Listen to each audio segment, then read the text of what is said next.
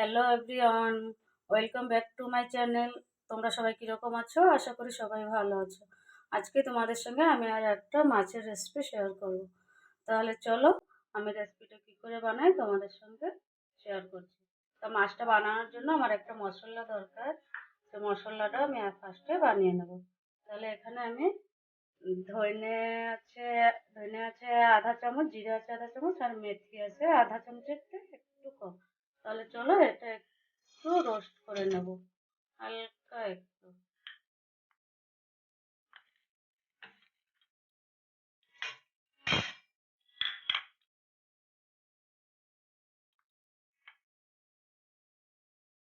এই দেখো আমার মশলাটা ভাজা হয়ে গেছে। এখন আমি কড়াইতে তেল দিয়ে দেবো মাছটা ভাজার জন্য। আর মাছটা আমি 15 মিনিট আগে হলদি, লবণ আর লঙ্কার গুঁড়ি দিয়ে একটু মাখিয়ে রাখছিলাম। এখন আমি মাছটা ভেজে নেব।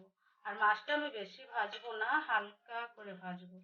হালকা করে দুই সাইড একটু একটু লাল লাল হবে ওরকমই ভেজে নেব। আমার তেল গরম হয়ে গেছে, এখন আমি মাছটা ভেজে নেব।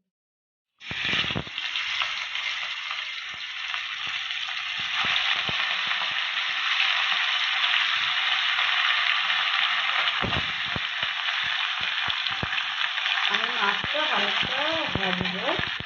আর এখানে আমার মাছটা বানানোর জন্য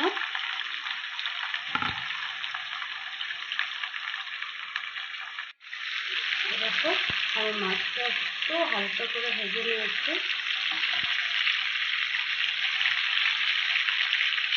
এই দেখো মাছটা আমার ভাজা হয়ে গেছে। তাহলে চলো এখন আমি রান্নাটা শুরু করি। ফার্স্টে আমি পেঁয়াজটা দিয়ে দেবো। দেখো পেঁয়াজটা আমার হালকা ভাজা হয়ে গেছে।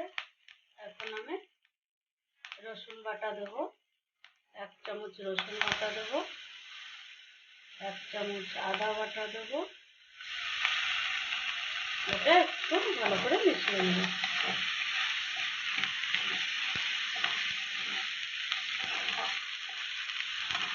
তারপরে আমি এই যে টমেটো, এখানে আমি ছোটো ছোটো তিনটে টমেটো গাজর রাখছিলাম, টমেটো পেস্টটা এর মধ্যে দিয়ে দেবো।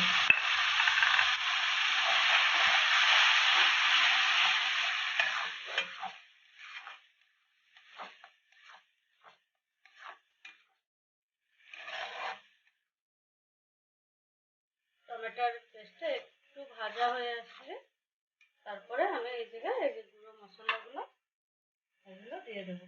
গুঁড়ো মশলাতে আমি এখানে ধনে গুঁড়ো, জিরে গুঁড়ো, লঙ্কার গুঁড়ো, হলুদ গুঁড়ো আর এটা কাশ্মীর লঙ্কার গুঁড়ো এটা দিয়ে দেবো।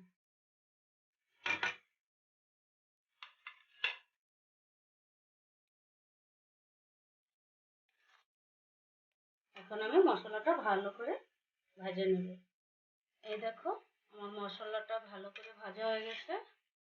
এখন আমি জল দিয়ে দেবো। যে যেরকম গ্রেভি রাখবে সেই হিসেবে জলটা দিলে হয়ে যাবে। এখন আমি স্বাদ মতো লবণ দিয়ে দেবো।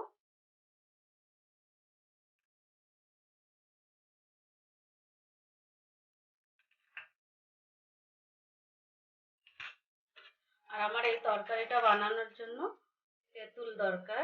আমি তেঁতুলটা ফার্স্টে গরম জলে কিছুক্ষণ ভিজিয়ে রাখছিলাম। ভিজিয়ে রেখে আমি এই তেঁতুলের পাল্পটা বাই করে নিয়েছি। এখন আমি এই তেঁতুলের পাল্পটা ওর মধ্যে দিয়ে দেবো। যে যেরকম টক খায় সেই হিসেবে তেঁতুলের এই দিলেই হয়ে যাবে।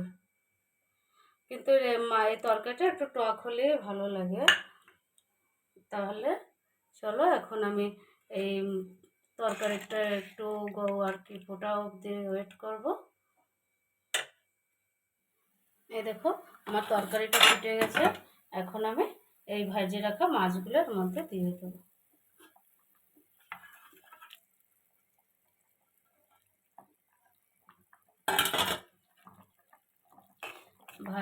মাছগুলো আমি ভেজে নিয়েছিলাম। ওর জন্য এই মাছটা তোমরা কাঁচা মাছও রান্না করতে পারো। এই গ্রেভি যে সেরকম ফুটে আসবে কাঁচা মাছটা দিলেও হয়ে যাবে। কাঁচা মাছটা রান্না করলেও ভালো লাগে, কিন্তু আমার ভাজা মাছটা ভালো লাগে। ওর জন্য ভাজা মাছটা রান্না করছি। আর এই যে আমি ভেজে মশলাটা বানিয়ে রাখছিলাম, এই মশলাটা এখন দিয়ে দেবো। মশলাটা দিয়ে একটু ভালো করে মিশিয়ে দেবো।